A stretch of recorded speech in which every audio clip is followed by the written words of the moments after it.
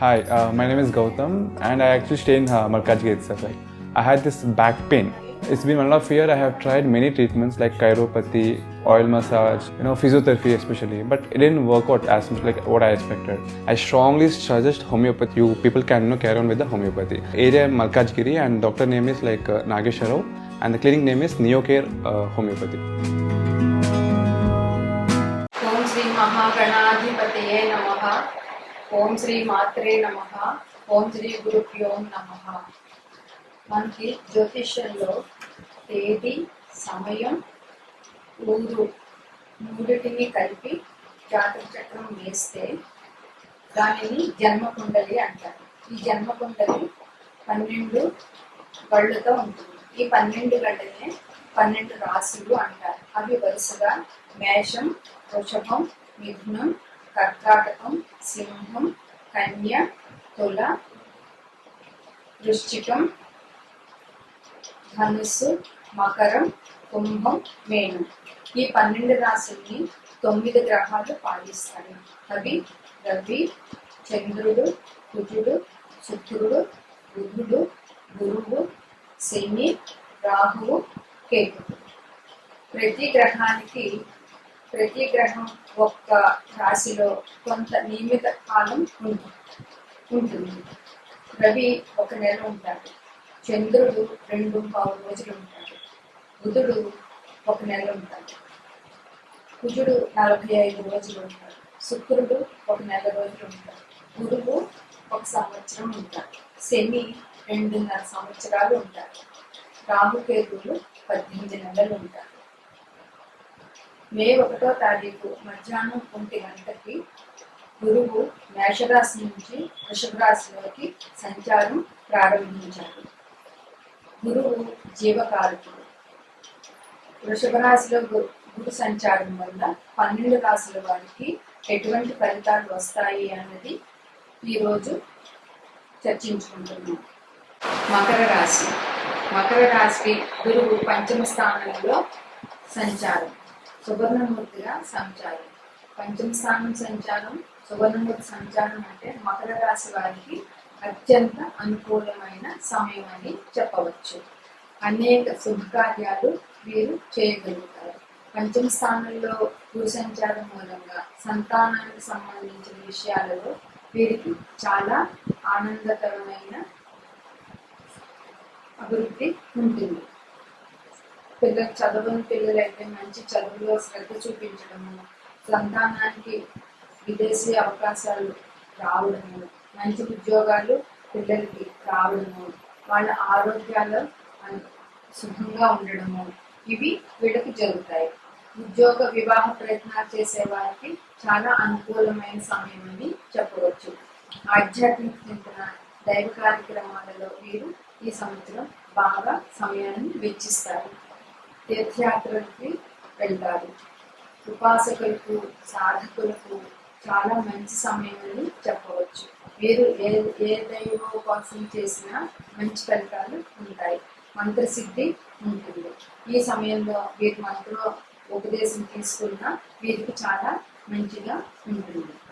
అనారోగ్య సమస్యలతో ఇబ్బంది పడుతున్న వారికి గురు కృప వల్ల మంచి వైద్య సహకారం అందుతుంది. గురుడు 9వ స్థానాన్ని చూడడం వల్ల విదేశీ ప్రయత్నాలు ఫలిస్తాయి. అన్ని వ్యవహారాలలోనూ వీరికి మంచి అభివృద్ధి ఉంటుంది. అందువల్ల వీరు గురు పూజ చేసుకున్నట్లయితే, అంటే సాయిబాబాను కానీ, లేదా రాఘవేంద్ర స్వామిని కానీ, లేదా దక్షిణామూర్తిని కానీ నిత్యం జపించడం, పూజించడం వల్ల మంచి అభివృద్ధి జరుగుతుంది. గోచార గురువు వివిధ రాశులలో ప్రతికూలమైనటువంటి ఫలితాలను ప్రభావం తగ్గడానికి గురుగ్రహ పరిహారాలు ఏం చేయాలంటే, గురుగ్రహ జపం 16,000 చేయాలి. హైగ్రీవ మంత్రం చదవడం, దత్తాత్రేయ వజ్ర కవచం, మేధా దక్షిణామూర్తి స్తోత్ర పారాయణం, హైగ్రీవ స్తోత్రం, రాఘవేంద్ర స్వామి స్తోత్రం చేయాలి. ప్రతి నెల ఒక్కసారి దక్షిణామూర్తికి అభిషేకం చేయించాలి.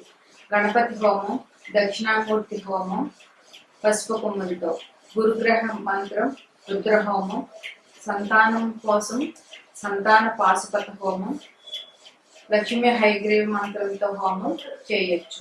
దానం గురువారం రోజు శనగలు కానీ తీపి పదార్థాలు కానీ మెంతులు, బెల్లం, పసుపు, అరటి పండ్లు, మామిడి పండ్లు,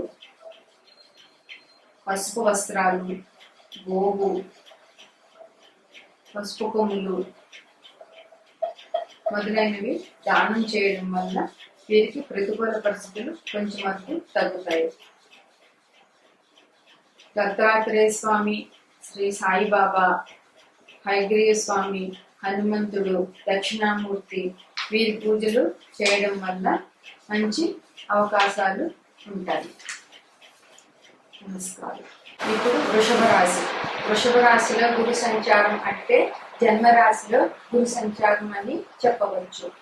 వృషభ రాశిలో గురువు రజతమూర్తిగా సంచారం చేస్తున్నారు. దీనివల్ల వీరికి శుభ ఫలితాలు ఇస్తారు. కానీ వీరికి కొద్దిగా అనారోగ్య సమస్యలు ఉండొచ్చు. ఆత్మవిశ్వాసం పెరుగుతుంది, మనోబలం పెరుగుతుంది. శరీరంలో నరాలకు సంబంధించిన అనారోగ్యాలు, షుగరు లాంటి అనారోగ్యాలు కలిగే అవకాశం ఎక్కువగా ఉంది. గురువు మే 5 నుండి జూన్ 3 వరకు, మళ్ళా తిరిగి అక్టోబర్ నుండి ఫిబ్రవరి వరకు వక్రించి స్థితి ఉన్నది. ఈ గురుడు వక్రించిన సమయంలో అనారోగ్యాలు, కొంచెం ప్రతికూలమైన పరిస్థితులు వీరికి జరుగుతాయి. ఆ టైంలో పేరు ప్రఖ్యాతులు తగ్గడము, నమ్మిన వారే ఇబ్బందులు కలిగజేయడము ఇలాంటి సమస్యలు వీరికి తలెత్తుతాయి. గురుని దృష్టి పంచమ స్థానం మీద ఉండడం వల్ల పిల్లలకి విషయంలో చాలా మంచి జరుగుతుంది. వీరికి పిల్లల సంతానం లేని వారికి సంతానం లభించుట, సంతానం ఉన్న వారికి వారి అభివృద్ధి జరుగుతుంది.